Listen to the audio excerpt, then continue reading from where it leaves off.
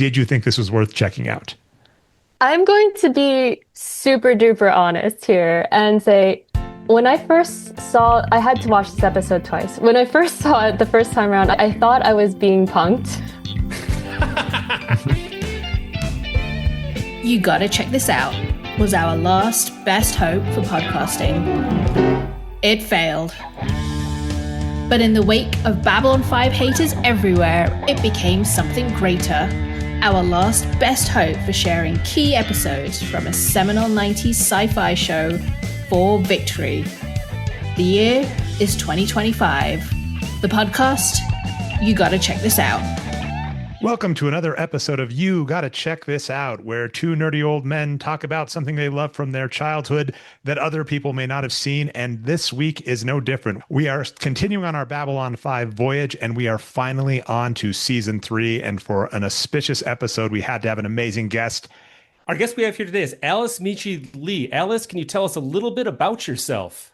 Yeah, I am actually a friend of Karen's who was on this podcast before.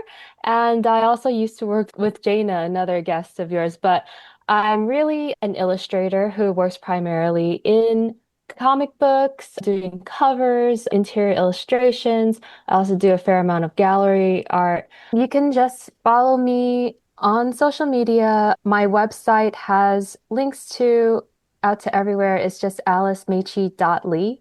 And that's spelled ALICEMEICHI.LI.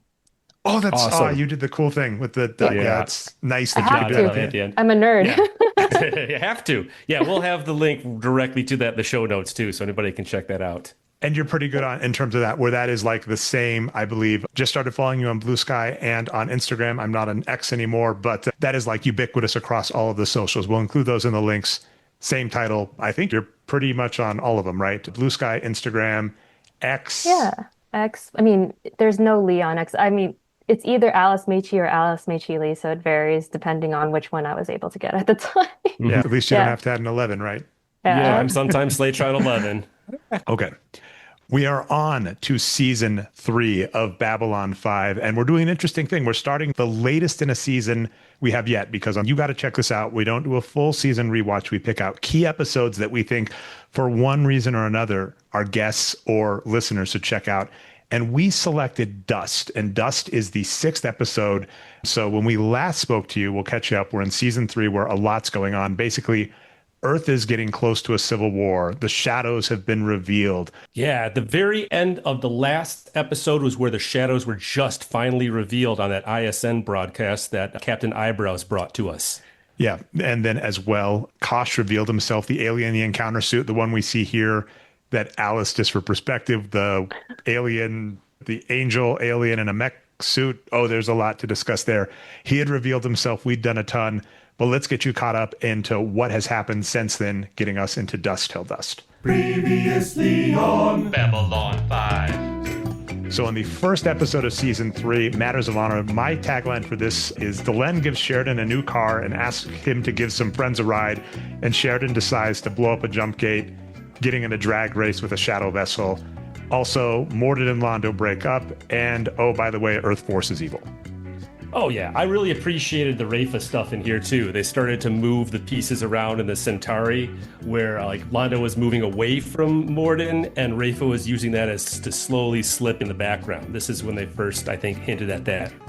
Conviction. A mad bomber creates a filler episode, and we realize Babylon 5 actually has security cameras, but never uses them.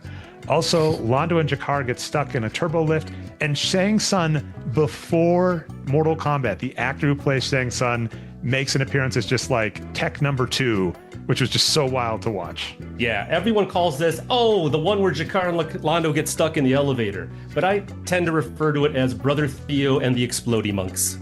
There was a huge note in Lurker's Guide where they spent so much more in their CGI budget. The whole last 5 minutes of this is just explosions all over Babylon 5. A brief funny thing that I'm sure all of us are familiar with as sci-fi geeks is like doing special effects really vary in how hard they are to do logistically and expensive. And it is so hilarious when you put a bunch of work into one, because they, according to the Lurker's Guide that Mike is referencing, they built like a miniature, they lit it on fire, they like zoomed in a certain way so it looked exact. And people are like, that's CGI. And it's no, that's practical for a 5-second sequence.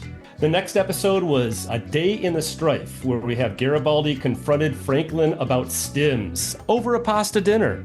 We also get Jakar is asked if he should still lead the Narn. He says, Gano, and they say yes. Also, we're introduced to... If you say Ganarn, you say Ganes, and I say Ganarn, and you say Ganes. Thank you, Mike. And then we also get a Samurai Narn. You didn't watch this episode, Alice, but I will throw briefly to Mike. We've talked about how glasses don't work on Narn. Does a samurai sword work with a Narn? Only if the sword is wearing glasses, because if the sword itself is wearing glasses, that makes me laugh, and anywhere glasses are near a Narn, I will let that one go.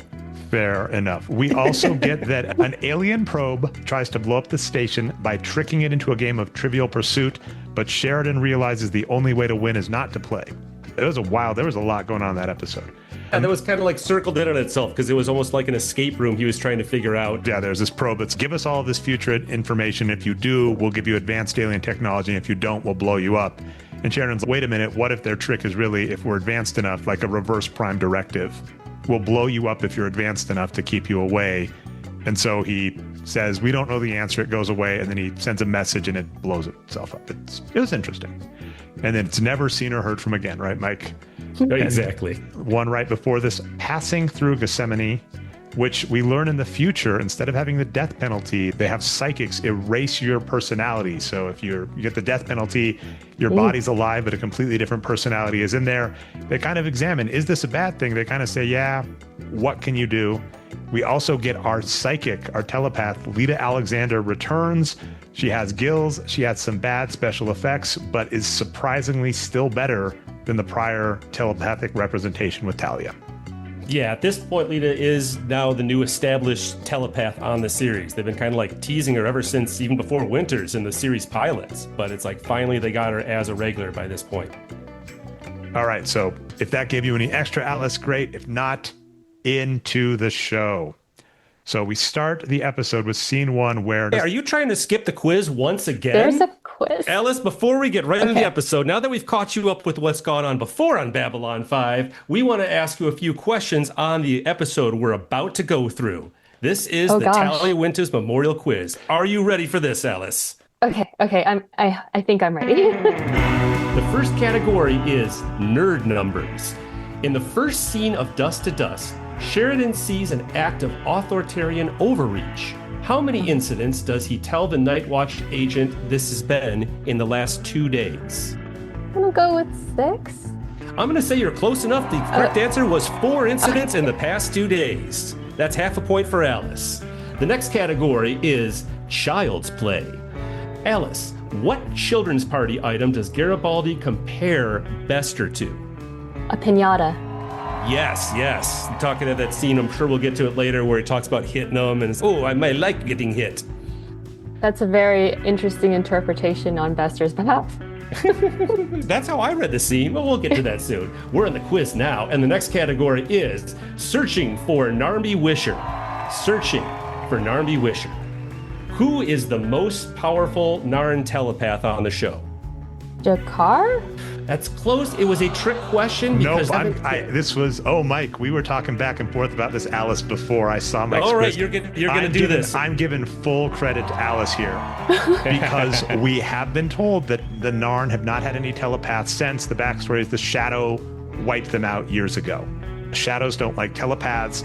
They inhabited the Narn homeworld because it was just geographically fortuitous, and they wiped out all the telepaths. So Narn have never had telepaths. Jakar in this episode, for reasons we'll discover, gets telepathic abilities, which by definition makes him the most powerful telepath the Narn have ever seen. All right, I guess I wasn't thinking of this actual episode till now, but Dre comes in with the save and takes 2 points away from Alice, unfortunately. Let's see how this... No, Alice gets him. Alice was no, you swooped in. I'm going to have to give them to you instead. I'm sorry, Alice, that Dre chose to do that to you. Taskmaster, those are Alice's point. You're just mad at the judge. The next category we have is... Oh, yeah, I'm totally just mad at the judge. For the next category is Spoilers Schmoilers. What organization do we find actually created the dust? The Cyclops. Yep, Cyclops. All right, the last category we have today is Name the B story, and this is more of an essay.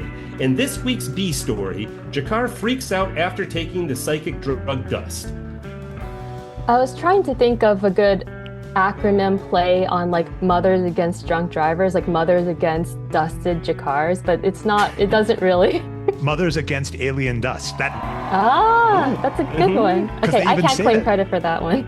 It's team effort. Come on, half a point. I've been watching a lot of Taskmaster recently, so each of us get a point, Mike. My heart is completely melted. It grew 3 sizes today. 3 points to each of you for that one. I will remember to wait for the quiz one of these days. Nope, probably not. You won't. You know you won't. All right. The Night Watch is harassing store owners the 4th time. We do have Sheridan, our captain, swoop in to say, hey, no, free speech, they're allowed to criticize this president. They're not criticizing the office of the president, but we are seeing the on-the-nose Nazi symbolism where Night Watch is a volunteer organization. We're just seeing the growing thing of that, where the Earth sentiment of very isolationist, very authoritarian. As my first introduction to Captain Sheridan, that was like a great one. It really established his character for me, just like how he was able to like just firmly reinforce freedom of speech, which is oddly prescient for our, unprecedented times, but also this whole episode in general with the literal, like the Cyclops being literal thought police, like is also very, wow, I can't believe this took place like 20 years ago. What I thought was really good was that last line that the shopkeeper said, just throwing out, don't you have a bunt meeting to go to? Because that caused me to look up the bunts movement about it was Americans of German descent who were loyal to the Nazi party leading up to 1941-42. So it's just amazing that there's so many parallels that we're seeing right now to what's going on and the show from 30 years ago. But yeah, not just the logical conclusion, like extrapolating from where things were going, but obviously also looking back into our actual history and seeing if you don't learn from history, it's going to repeat itself. Yeah, on a previous episode we recorded, he even has, it's a little forced in dialogue. It's not the clunkiest. We'll talk some clunky dialogue this episode, but he talks about like complacency and where you get complacent and that's where you forget things. And we're seeing that in present day America. JMS is drawing from, of course, 1940s. And then in the show, the same thing. Get complacent. We haven't had war in a while, everything this, and then the same kind of things that have happened before happen again. And hopefully they stop. Well, yeah, like specifically of what Sheridan was saying, he was talking about how this isn't disloyalty or an attack on the office of the president. There is a difference between the position and the person occupying it at the moment. So many things in this one opening scene just seems to have been coming to pass. We as a society seem to be forgetting these things that we knew 30 years ago. Yep. All right, we're done with the serious stuff. Yeah, cut the serious talk. Okay, so now what I do love is in the next scene, we get this weird marrying of the monster of the week kind of jump scare we would have gotten season 1. We talk a lot about the evolution of the show. We have this really cool jump scare scene where there is just a person yelling, make it stop, the mountain is falling, and they bash someone to death with a pipe that they pull out of the station wall. And this happens right after we hear that Bester is coming to the station. He is a Cyclops that has shown up 1 or 2, is it 2 prior episodes, Mike? This is either his 2nd or 3rd episode that he's been on the show, played by Walter Koenig. He is a Cyclops, a known villain. Chekhov from Star Trek, absolutely amazing. Has gotten, for the record, like way after the fact, known as one of the best sci-fi villains, which is well earned.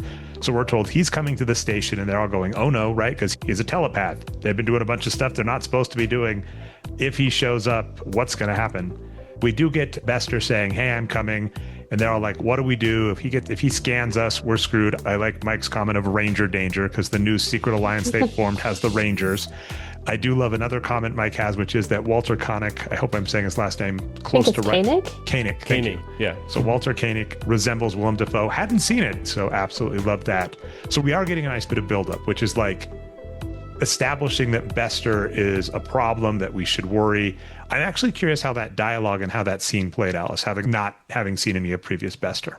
I was surprised by like how ACAB the whole crew was. I was like, wow, okay, they've been up to some shady business, so they're trying to hide it. So I was curious. They listed a bunch of things that they were worried about, but I obviously had no context as to any of that. So I just got I the think the impression, short of it yeah. is they're forming the resistance against Ah, the Clark administration at Earth, who's like the fascists who are trying to take over. So, right. but they're So trying to keep it hidden that they have this force of Earth humans and Mimbari working together as the rain. That's where the Rangers come from.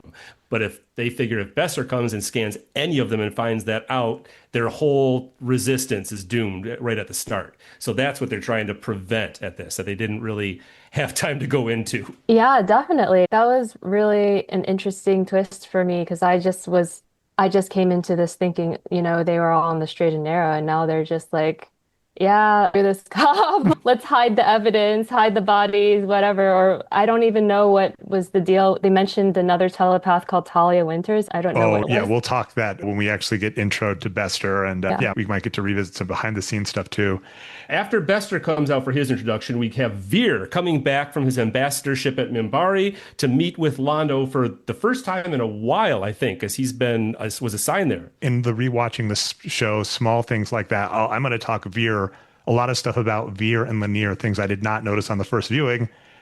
Now we check in on our stim maniac, Dr. Franklin. We're just going to keep this story. This has been slowly building. Last episode, we saw a bunch of it. This episode, it's going to be more. So Franklin is working like a maniac. He is getting really upset at his staff because, he's working on someone, but he did promise, like Garibaldi recently was going to quit the stims. And we see him without stims is really on edge. He's, working too long, but we do get introduced to, we're getting a little more insight into, what the problem is. Bester's coming for a reason. We've now seen dust on the show, and we're seeing kind of what it could do. Do we really go back to the people who are going crazy from the dust, or is that mostly just an intro to show what it can do? Oh, we never return to these people. Yeah, because it feels like they're talking about it. They're almost setting something up in this med lab, like a mountain fell on her. Exactly. And then, oh, wait, Bester's here. Let's go do that instead. Yeah, it's just a little bit of foreshadowing with throwaway characters. I was going to say, I watched this episode 3 times, I think, getting ready for this. And every time I saw that intro of the guy going nuts and bashing someone else the pipe in, like, oh, this is going to be interesting. Oh, yeah, that doesn't really come back. But it is also the classic thing. This was one of the first times being done in an ensemble show, how to get as many actors into the show. It's like, well, we have to go to Med Lab for a reason. And this was mostly organically fused for the storyline. But then it is funny because you get to Med Lab, he gets his lines and you're like, and actually we don't need him anymore. I wonder if it was an influence because at the time this was running, X-Files was also running, and X-Files also always did that thing where they did a cold open like teaser to just kind of like shock and grab the audience. And I wonder if that was in the ether at the time. We're going to spend some time on this next scene probably because it's the most bonkers scene in the episode. Is this the one with Ivanova contemplating whether or not to murder Besser in cold blood? Yes. So Bester is coming. Ivanova, it's her shift. She's on the bridge. She tells everyone to leave. I'm going to do a routine check. Everybody leave. Then routine. Loudly, she monologues to herself on the station we have established, has video cameras, says, he's too dangerous. He keeps doing this. We've been having trouble with the grid. I can just tell people as a routine thing, which made me laugh because I'm like, your alibi is going to be like, well, the guns pointed right at people coming to the station just have been malfunctioning. Her alibi would be, do you think anybody would be stupid enough to just say what she was doing out loud before this? Was that in character for her? Like, obviously, this is, again, my first introduction to this character. I'm like, wow, I'm getting like real, like anti-fascist girl boss energy from her. So is this like typical for her? Her backstory is her mother was a latent telepath who was basically put on drugs by the Psi Corps and as a result ended up committing suicide. So yeah, she really hates the Psi Corps. We'll learn a little bit more about Talia in a second. So it is in character, but it's just such a bonkers scene where she's just like sitting there monologuing for 2 minutes about killing someone. And a very typical thing that has been happening in the show is Sheridan shows up at the last second to pull the gun out of her hand and say, it's not worth it. So yeah, but it's just such a bonkers scene. And I can't imagine having no introduction to Ivanova or the Psi Corps back, or just be like, Is one of our main characters just sitting here spending 2 minutes of the episode talking about killing someone? No. She has never had a monologue with herself like this, too, either. This is after 3 seasons. Wild. All right, now we do see I'm going to call this Picard-like Sheridan solving it, where Bester shows up and we have a bunch of Mimbari telepaths. And he says, hey, I'm not going to let you talk to us if you've got your psychic ability or telepathic abilities. I do think it is important to make a distinction as a randomness, which is telepathic, read thoughts. Psychic is other interesting things, which has other implications on the show.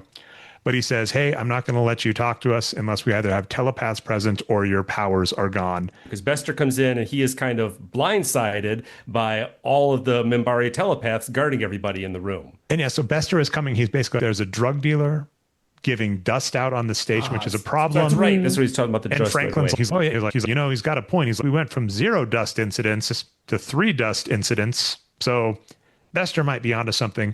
I do think we get some very good character development for Bester. I'm really curious how just across the entire episode he played Alice, because he's one of my favorite villains. And even this, we see how pragmatic he is.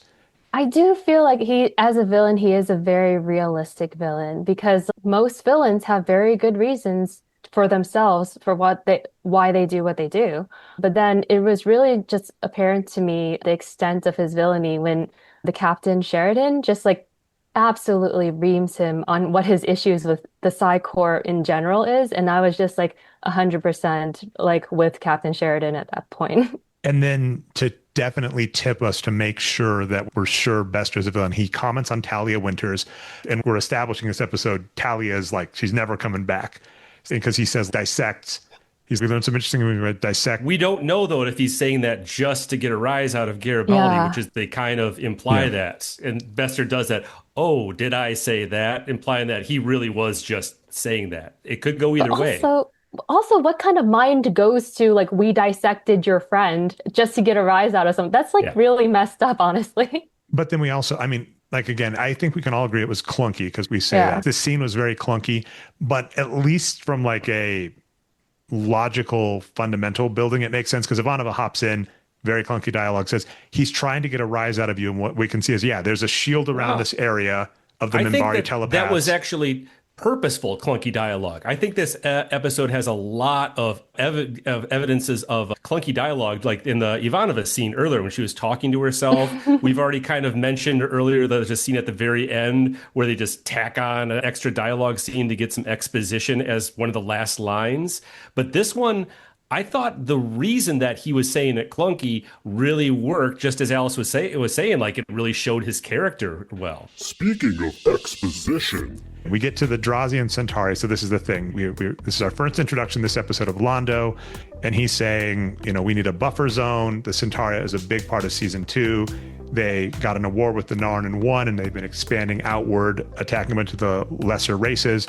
The Drazi, the people that look like, they have artichoke heads, are saying, the Centauri are asking for too much. They're asking for 3 worlds. He goes, it's 7. Remember what we did to everything else. We do have the Mimbari. Mimbari are mediating and kind of going, what's going on?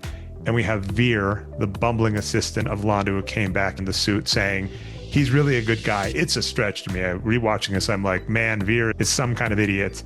And he even says, hey, I think if he went to Mimbar, he could, gain a lot of perspective. And Delenn and Lanier, or Lanier specifically, I don't think so. And the only reason I keep bringing this up on the show, Mike, and I want to just keep noting it now, so you haven't seen these other ones, is that Veer, the bumbling assistant, and Lanier, the hyper-competent assistant, show up next to each other a lot. And I didn't notice how much they show up next to each other in contrast, which is Veer is not like the morally pure one. The Centauri in general are very opportunistic. And Lanier's, I praise life and do this, but we see Veer lots of times kind of have an ends justify the mean, this included, where I don't think there's any saving Londo, whereas Veer's like, I think he can be saved. And so I just thought, I am throwing that out because we've actually on this show, on a few episodes, we've had noticed that juxtapose. And, that after giving you the answer, I'm curious if you noticed any juxtapose of the characters, Londo, Delenn, Lanier, or Veer in that scene. Well, that scene shows a lot about Veer. He's the one that has the tag at the end of the scene. That's the which one is frightened and which is foolish, talking about the Drazi and Londo and the Centauri. Even though he's played as the bumbling fool, you're right, especially because he's still wearing the Mimbari cloth throughout the entire episode, reinforcing how he is influenced by their culture just by being around the religious caste for a while. Well said. Yeah, I can't say that scene had that much of an impact on me because I didn't have the context of all the politics behind it. I did have some thoughts as to some mirroring and some foils between like Bester and Garibaldi later though. Yes. Oh, I am so excited to talk that when we get there.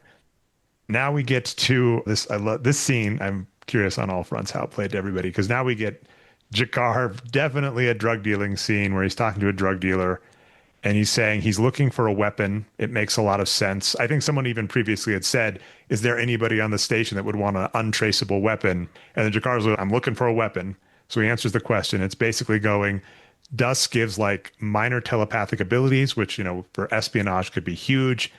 The Narn don't have any telepaths. He's looking for it. He's talking to this drug dealer that I said kind of looked like a skinny Jon Favreau. Or if you watch the movie Rocky Marciano, Jon Favreau plays that and he's looks like that for that one. And it's funny because he's just, hey, why on earth are you dealing this stuff? I thought you were just supposed to deal with me. Is like, got to make a living. Keeping this very grounded and lived in world, right? Where, the nefarious people do nefarious things, which is great. But Jakar basically, has this very obvious, hey, I'm holding up this thing that looks like drugs and is dangerous, and I've been told it's dangerous, but I'm going to take it because I need it, which is awesome. I gotta say, I was shocked that Dust literally looked like a little baggie of coke or heroin or something. Like something like a crystallized form of powder of some kind, if you have a name for that. I'm like, has drug packaging technology just stalled for 200 years, or did we just perfect drug packaging in the 20th century and no one thought that we could innovate more on it? Because later on, we see like a full whole briefcase full of them. And I was like, I haven't even seen a briefcase in person in 10 years. So Alice, I love that you're actually keeping a recurring bit. This, I think, came up on the Jaina Mystery episode of the show. Oh, which really? So here's what's cool. This is how my brain works when I'm trying to explain things. So we look at the space station and we laugh at things that are like, oh, that's so outdated. It's the future. But you also look at the flip side and say, this is a space station that is logistically very hard to get to. And certain things might come back, like a briefcase might come back in vogue because it's the cheapest way to hold stuff. Or like you're saying, the drug packaging, you want something affordable that would work in space. So what I do love is it's easy to be a nerd, and I've done this a ton. Look at the show and insult things that look historical. And now after 4 or 5 guests noticing it, it's like, I'm going to the flip side and going, oh, it's a space station. They would need to take certain technologies back to be able to deal with the fact that it's like you can't just go to the store and get like really nice Amazon packaging if you're on a space station in the middle of nowhere. So they're going to use cheap things, outdated technology, and it actually flows. And you are giving more ammunition to a potential Dre fixes it article, Mike. Yeah, I always think of it as almost like a giant submarine because we always think of like the enclosed spaces and all. They have a lot more room, but they're still on one thing floating in space with whatever they can smuggle in and out. So yeah, that makes complete sense. Yeah, we can call it upcycling. They're actually like being like avant-garde and hip.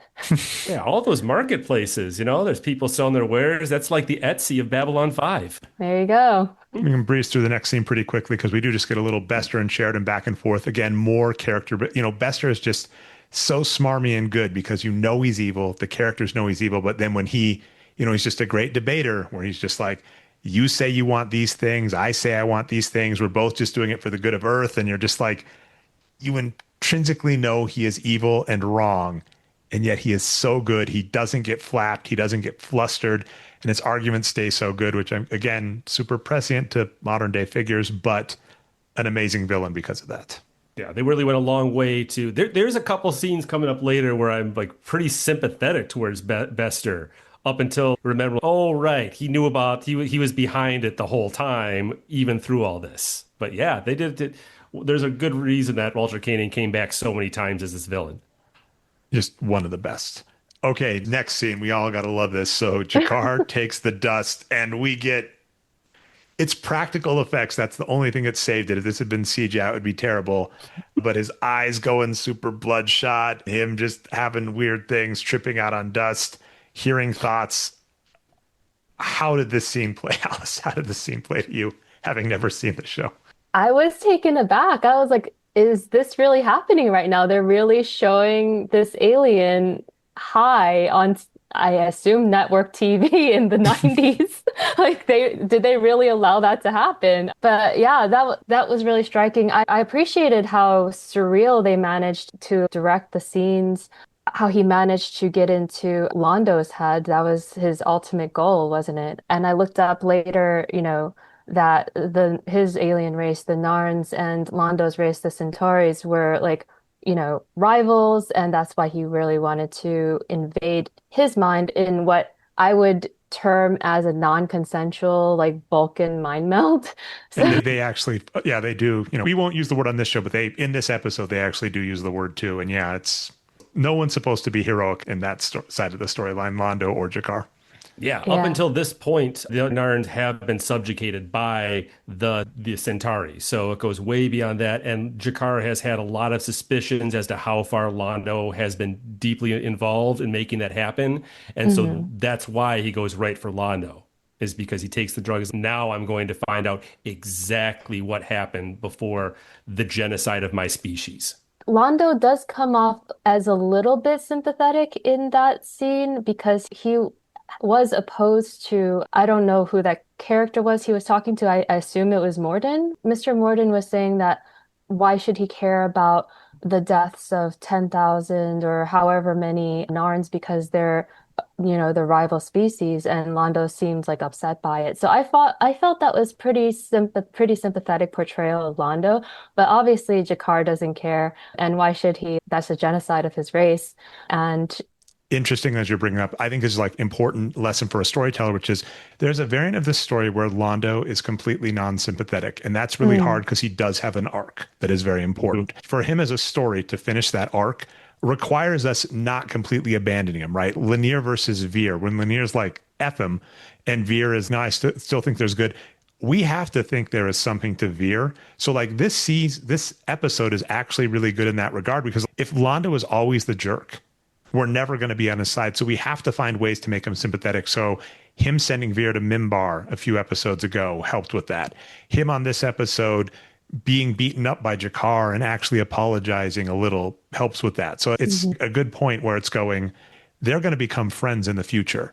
And for anybody to believe that could happen, we need to start like fixing it now, because two seasons into the show, no one will believe it. Yeah, well, you saw just a little bit of how Londo has been digging himself a hole for the past couple seasons. So even though like with the encounter with the Drazi earlier, where he was just a right asshole to them, walked out, says, we're going to take over you like we did the Narn. That's a lot of how he comes across. But they showed in that flashback that you caught on, he is like regretting a little bit. Even though in that scene he was turning them over to or getting together with a more powerful species to wipe out the Narn, you could see Londo having those second thoughts about it, but he still went ahead with it. And that is a regular part of his character. The comes to a fork in the road, knows right or wrong decision, makes the wrong decision. That's going to be pivotal. I'm excited about future episodes. We'll discuss that. This next scene I am very excited to talk about, because we get our Garibaldi and Bester. That's a callback to a future and past episode, by the way. But we get our Garibaldi and Bester buddy cop. Michael and the Garibaldi's, right? Yeah, Michael and the Garibaldi's. And so they're interrogating a prisoner together. Of course, Bester doesn't have his psychic abilities, but the prisoner doesn't know that. And what we are basically told is Garibaldi's, I know you know everything on the station. Where did the dust come from? And Bester manages to play like he can read the guy's mind and super smarmy and so good. They get the information. We get the fun thing where like Garibaldi, not knowing very basic stuff, his character is always a fun mixture of highly proficient and has to be stupid for the show to have a plot. But then the great part at the end is Bester is portrayed as evil and horrible. Garibaldi's, I'm the good guy though, right? And Bester's, hey, just, my badge and uniform is intimidating. Your badge and uniform is intimidating. You're telling me I'm wrong for doing everything I need to do to get stuff done. what did you just do to get stuff done? So Yep. we're not so different. Yeah. And I loved that. Yeah, this was the scene I thought most that Bester came across as sympathetic too, because Garibaldi is doing what we see being done in so many cop shows with interrogation, where I'm going to get what I can out of the prisoner right now. You're going to give me right now, like shaking him down. Meanwhile, Bester, who has the drug in him and does not have any telepathic abilities, tricks the guy into giving up information, which is how probably you should be doing a clever interrogation. So it's interesting that he flips it on Garibaldi like that. Garibaldi. Yeah, Alice, what did you think of that interrogation scene? Yeah, I don't know if we established that Lester was on the telepathic, like suppressing drugs already, but yeah, he just pretended to be able to read the guy's mind, like temporarily until the guy actually confessed. It was really in this like good cop, bad cop scene where I thought, wow, they're just like really great foils for each other because they are being security enforcers on like different sides of this situation, but Garibaldi has like specific standards that he holds himself to that he feels that Bester is, not meeting because of because of the Psi Corps' reputation in general.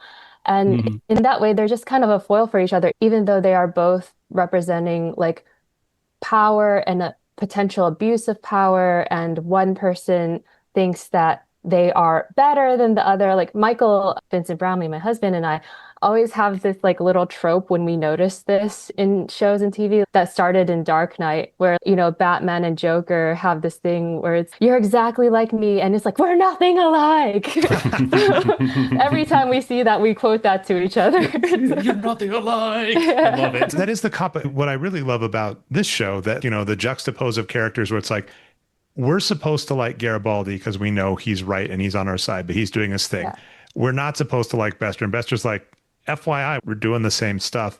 And we've brought this up before. I'm a big fan of the show Brooklyn Nine-Nine, but one of the most highly reputed episodes of that I actually don't like because it's called like The Interrogation. And they spend hours on this guy proving that he's a liar. And at the end, it's triumphant. They prove this guy was lying. He was like the perfect criminal and they managed to break him. And it's, if he wasn't, though, two cops just abused their authority and literally left their personal lives on the floor. One of the characters like ditches a date with his husband. So, and I'm like, that's not great, right? So I actually do love that. It does seem JMS is very prescient to say, we're going to see our good guys do things and you're going to say they're right because they're good. I'm going to have people in the show, and this happens more than once, so it happens this episode, it'll happen in future, say, hey, you think you did the right thing because you're good. I'm doing it and you're telling me I'm wrong. How, now that's going to be in my head. I'm going to have to rewatch The Dark Knight to get the exact quote, but we're nothing alike. Dre, we're nothing alike. But yeah, it really brings to mind the question, do the ends justify the means, basically? And that's never an easy one. And that's storytelling 101, inter-conflict that makes your audience think. And I love it. All right, this next scene.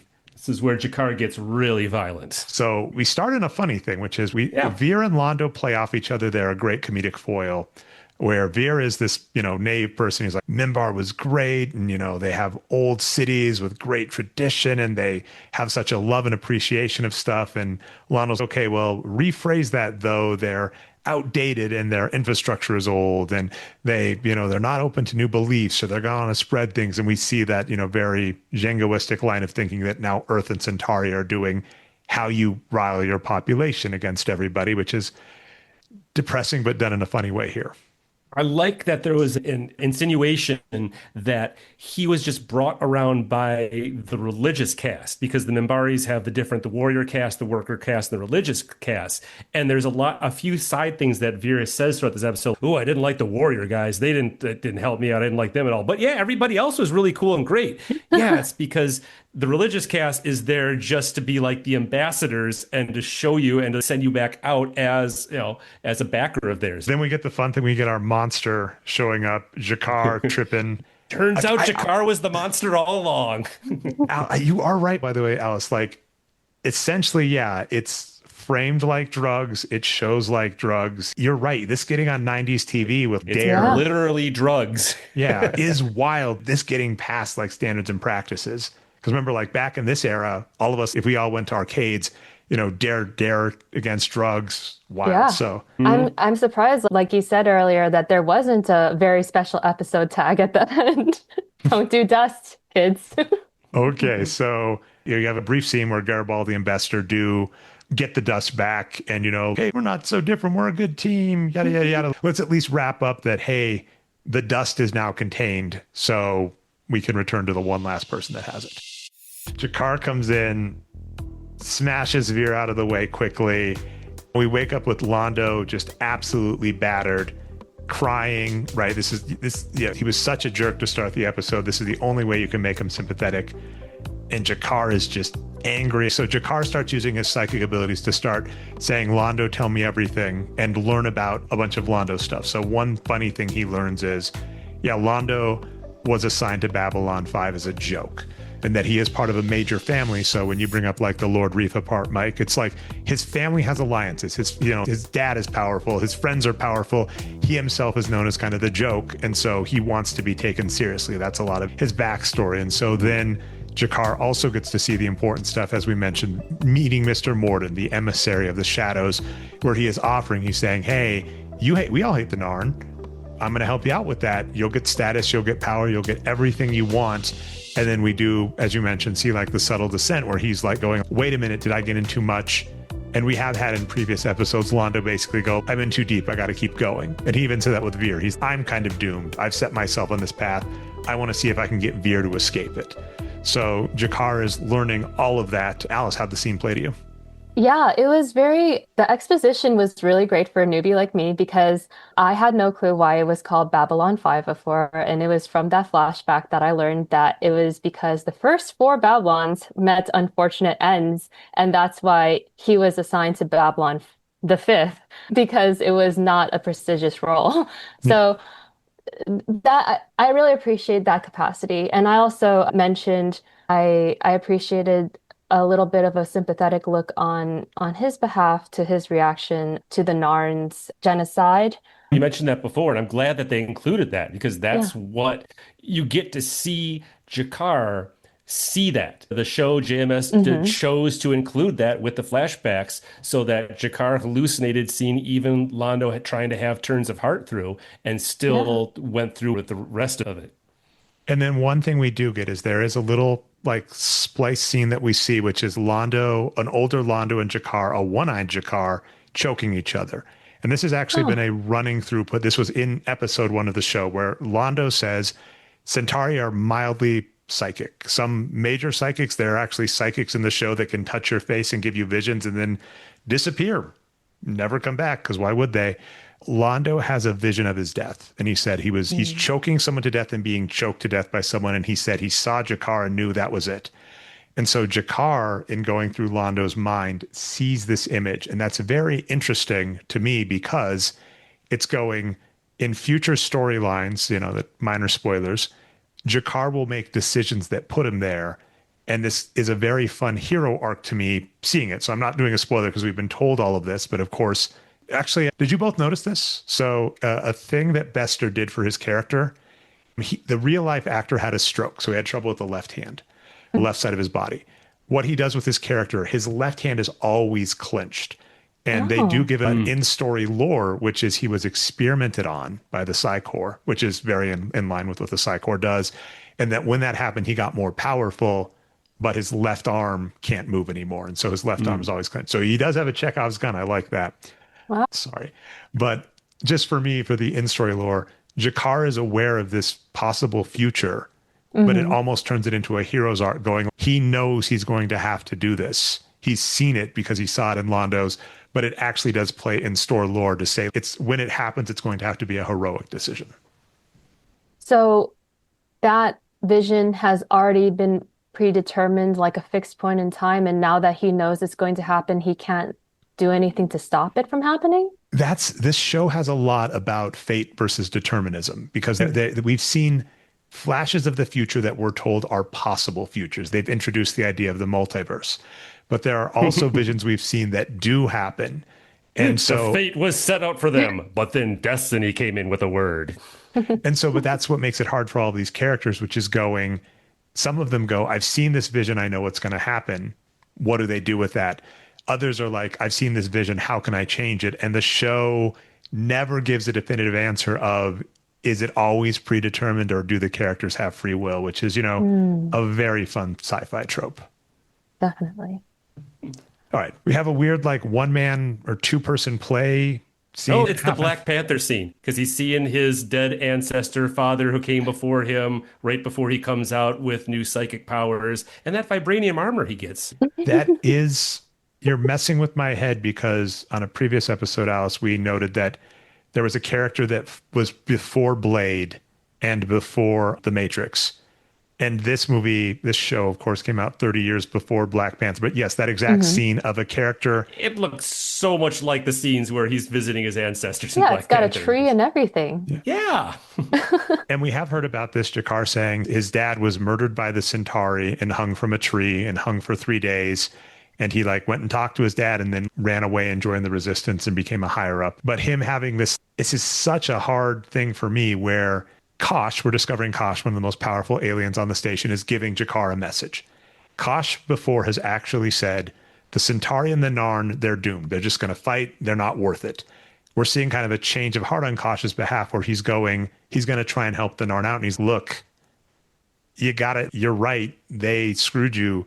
But if you all want to progress, you need to end this cycle, and you might have to end this cycle via sacrifice. Yeah. And we have been tipped that the Vorlons, the mech suit guy there and the guy that looks like an alien in this scene that we'll talk about in a second, are possibly a little manipulative. So this is a very interesting scene for me to watch, where we're basically having Jakar have a vision, he thinks, that we'll later find out was like a psychic probe by a Vorlon, where he's learning, let go of the hate, let go of the anger, sacrifice is needed so we can get out of this cycle of violence. Yeah, that was a very affecting scene for me. I even took down the quote, "We must realize we are not alone. We rise and fall together." So that really struck me as however many rivalries are out there that just beget violence in a cycle one after another. And the only way to end the cycle is for one or both parties to just lay down their arms and just make that sacrifice. Well, one thing I like about this show compared to Star Trek, we bring this up a lot. So Star Trek has kind of the trope of one alien race represents a whole group. And what Babylon 5 does a lot of is, not everybody, and Mike already said this about the Mimbari, not everybody is on the same page. The Mimbari have the warrior caste and the religious caste, and they have differing views. Vir versus Londo, they're at differing points in the hierarchy. They have differing views. Earth, we have three weird factions in Earth. We have Earth Gov, which is being weird, Babylon 5, which is resisting, the Psi Corps, which isn't a fan of Earth Gov, but isn't a fan of Babylon 5, but it makes sense for them to have alliance against it at the time. So I actually really enjoy that. And so, yeah, Kosh is kind of a renegade Vorlon. We'll learn. Sorry for the minor it's kind spoiler. of I always think of the planets in Star Wars for a long time. It's, we'll have an ice planet, we'll have a desert planet, we'll have one planet, never between shall they meet. And it's almost like in a show like Babylon 5, where all of the conflict and the drama is going to come from the diplomacy that has to be done between those races. It just makes sense to diversify each of the individual races themselves. You get so many more kind of fulcrum points for story that way. And then the other two crazy parts, we do see a Narn angel, which we have learned. Well, so what we have learned, this is important. Not new. This is a flashback, which is in the end of season 2, Jakar came out of his encounter suit and looked like an angel to everybody.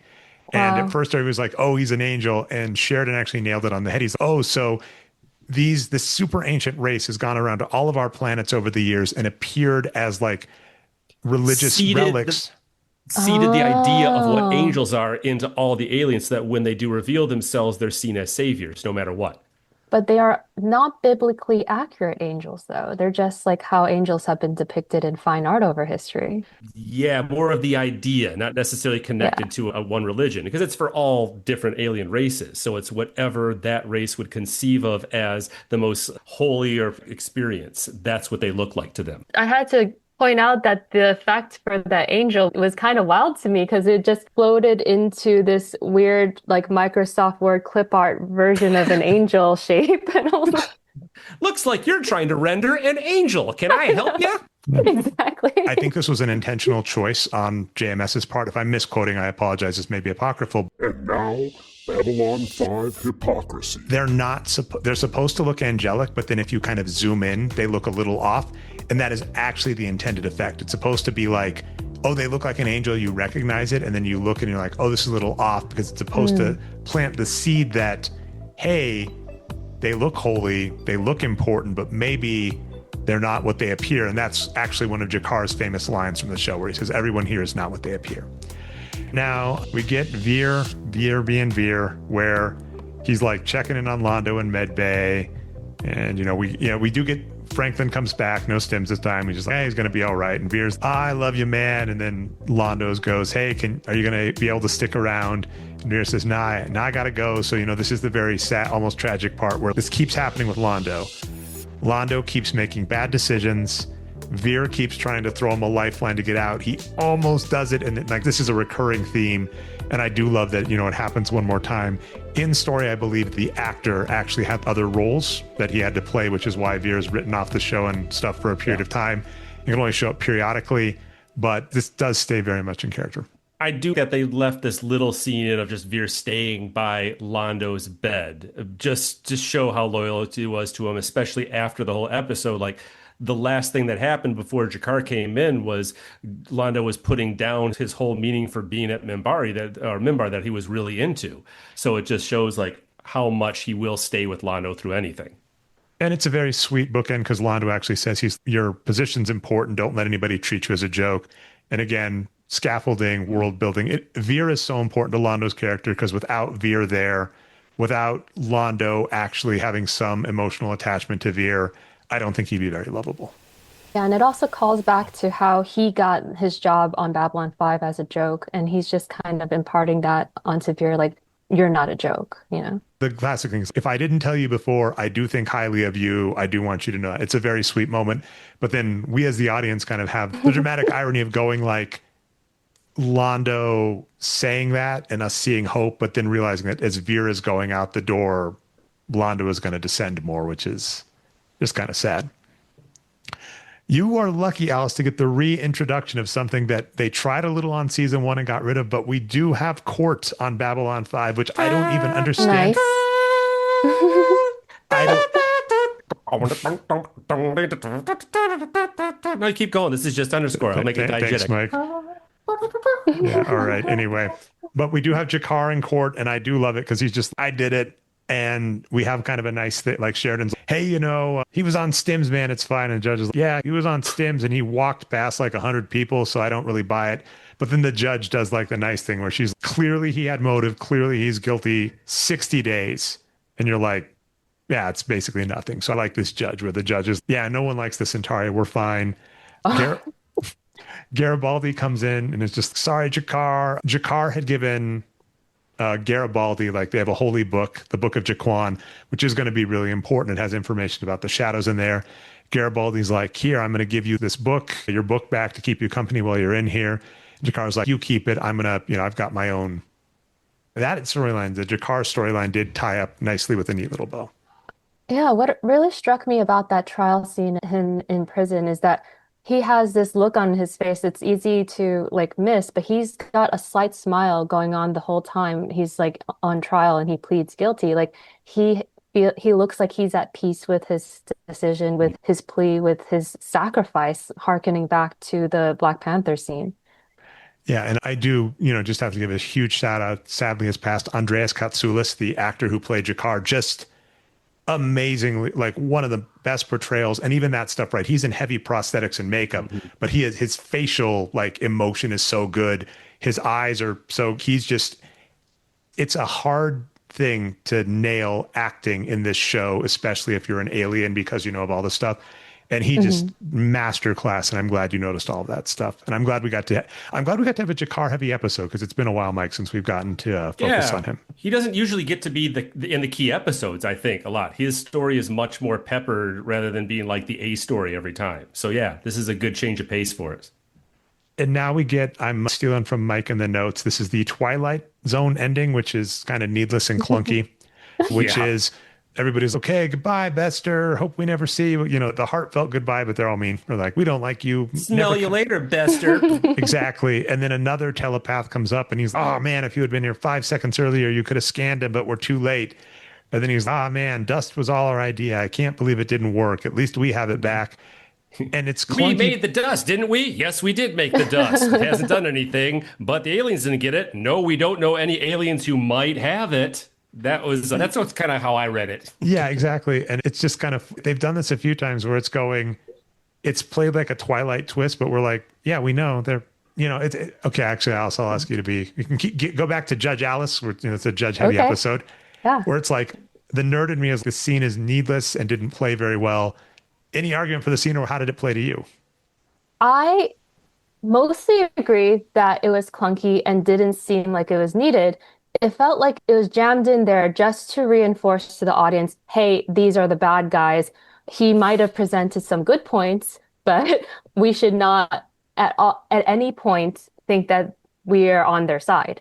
And harkening back to Black Panther again, it kind of reminds me of like Killmonger had such great points. Like so many, like he made a lot of sense in that movie. And then they just had to cram in some scenes of him just randomly murdering his girlfriend or something just to reinforce to the audience this is the bad guy, just so the audience doesn't get any weird ideas that he's secretly the hero. I think that's what this scene reminds me of. And yeah, it's clunky and it's silly that we have to cram it in so there. We get for you the Killmonger trope and the but we're the same yes. trope. This is awesome. A lot of good stuff to add for this, Alice. Yeah, but I kind of see the utility of it. Like, I personally don't like it, and I see why you guys don't like it. And I like to think that we are media literate enough to understand that it's clunky. But I feel like a lot of audiences kind of need it. Because as we've seen recently, like a lot of audiences don't know when someone's supposed to be the bad guy these days. So maybe there's a use for scenes like that. There's a lot for that, yep.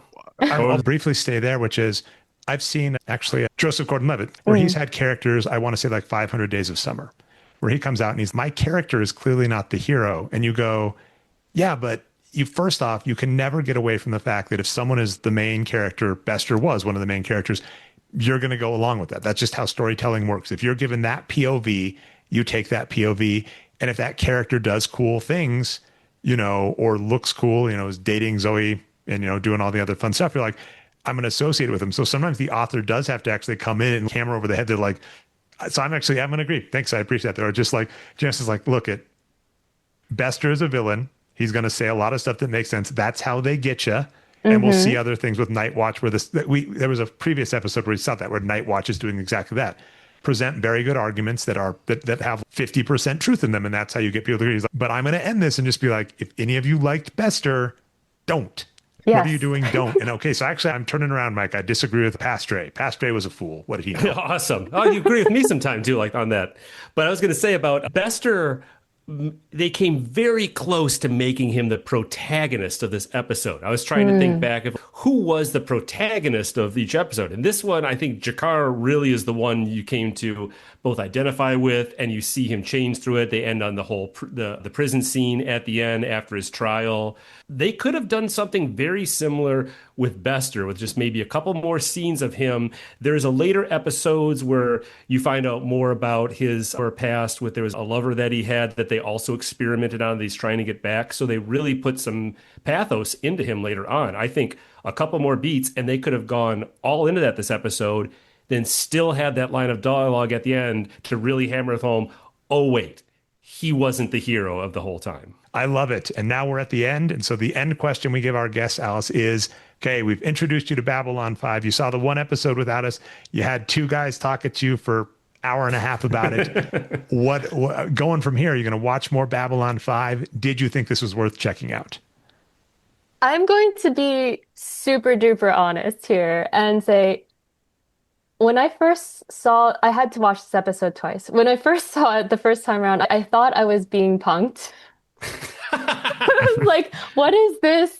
Like the opening sequence, like of the VR CGI ship reminded me a little bit of, Black Mirror when they do the Star Trek parodies. It was almost like a parody of Star Trek to me. And I was like, wow, is this a real show? I was really shocked. Between that and the Microsoft Clip Art Angel and all the great effects, I was like, I was hesitant.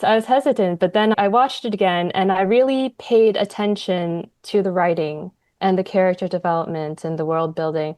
And I really appreciated it. I mean, J. Michael Straczynski is great.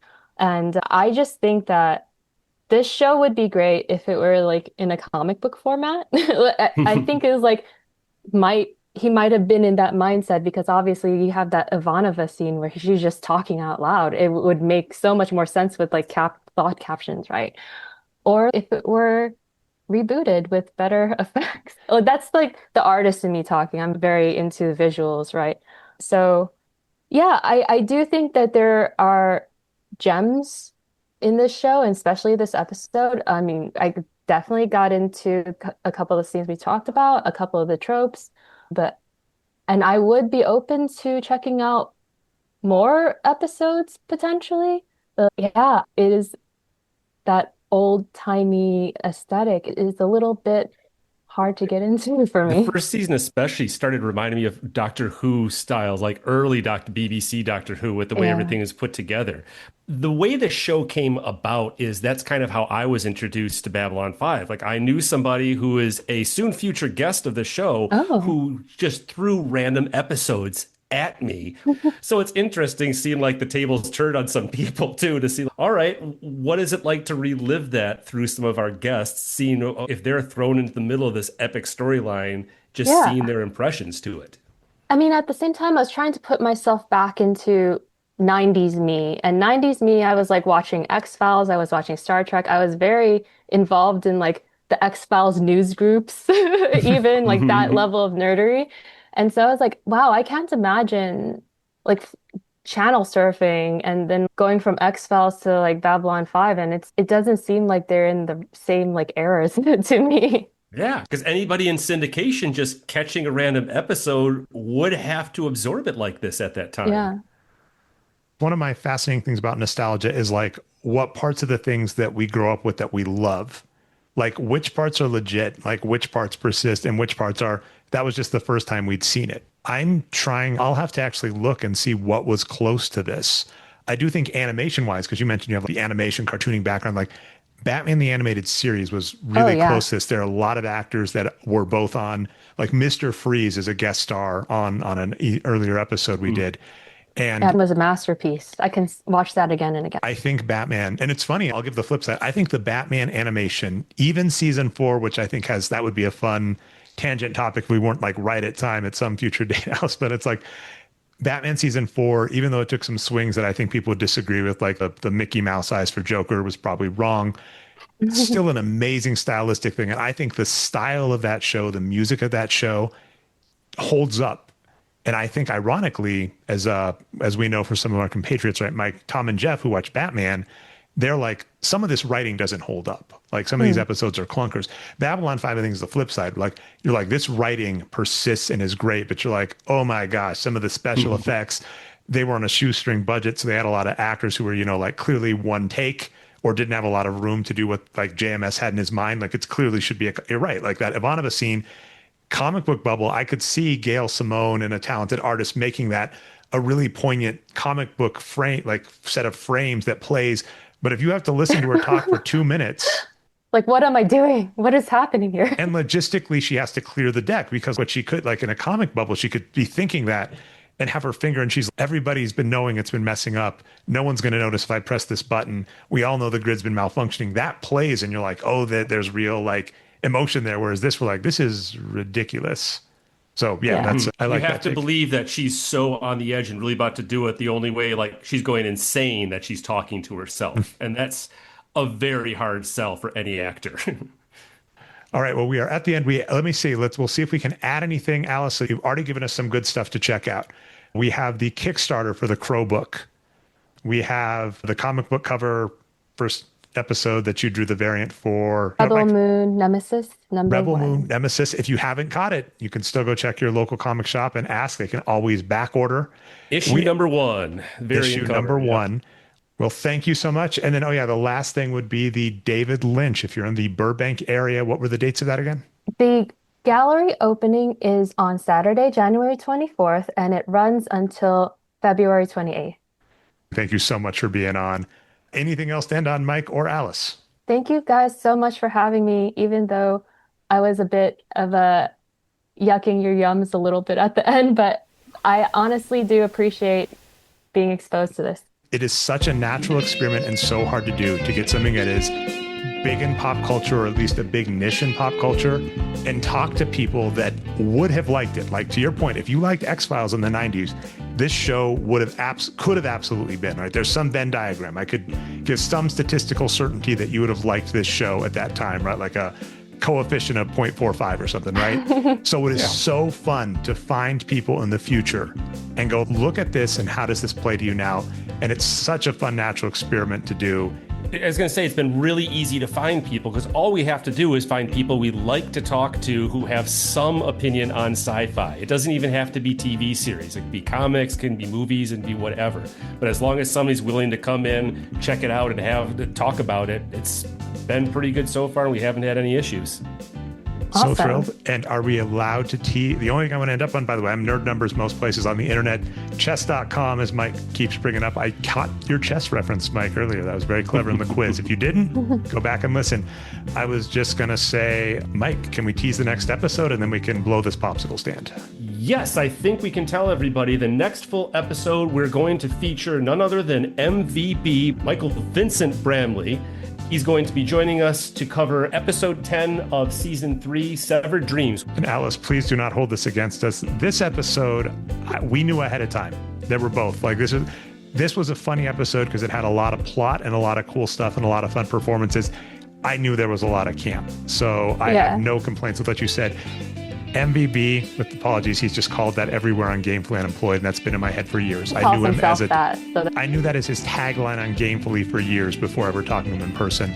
We gave him the Hugo Award-winning episode of this season, so in terms of selection between you two, he may have gotten the slightly better one. But in our defense, if I recall, Mike, that was scheduling based. Not anything. No, I think it was just because we wanted Alice on first, and that's the real treasure. Oh, all right. That's nice save, Mike. Awesome. Okay, everybody. I'll take it. Thank you. Excellent. Thank you so much for being here with us, Alice. Thank you so much for having me.